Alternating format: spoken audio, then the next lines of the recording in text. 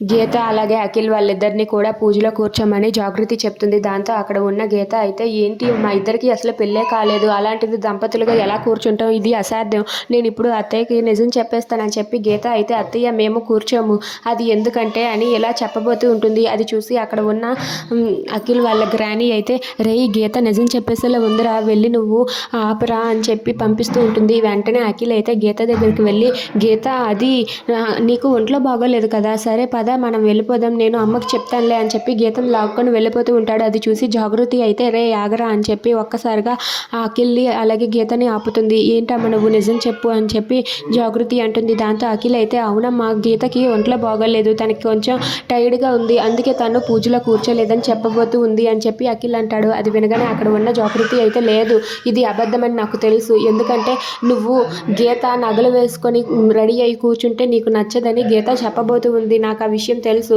నువ్వు ఇప్పటికీ కూడా ఆ అమ్మాయిని ఎందుకు అలా ఇబ్బంది పెడుతున్నావు, నువ్వు ఆ అమ్మాయిని టార్చర్ పెడుతూనే ఉంటావా, ఆ అమ్మాయి మన కోసం మన ఇంటి కోసం ఎంతో త్యాగం చేసింది, మన ఇంటికి వచ్చి మనల్ని అందరినీ కూడా ఎంతో బాగా చూసుకుంటుంది, అలాంటిది గీతను నువ్వు ఇంకా ఇబ్బంది పెడుతూనే ఉన్నావా అని చెప్పి అడుగుతూ ఉంటుంది. అది వినగానే అఖిల్ అయితే ఒక్కసారిగా షాక్ అయిపోతాడు. ఇక గీత అయితే అయ్యో నేను చెప్పవలసింది ఒకటి, ఇతను చెప్పింది ఒకటి, అత్తయ్య గారికి నిజం ఎప్పుడు తెలుస్తుందో ఏంటో అని చెప్పి అనుకుంటూ ఉంటుంది. ఇక అఖిల్ అయితే లేదమ్మా గీతను నేను ఇబ్బంది పెట్టట్లేదు అని చెప్పి అంటాడు. దాంతో జాగృతి అయితే గీత చాలా మంచిది, తనని ఎప్పుడు కూడా ఇబ్బంది పెట్టకుండా చూసుకో అని చెప్పి అంటూ ఉంటుంది. ఇక గీత అయితే తను అనుకున్నది చెప్పకుండానే అఖిల్ అయితే అక్కడే ఆపేసి తనైతే తీసుకుని వెళ్ళిపోతాడు. If you like this video please like share and subscribe friends. Thanks for watching.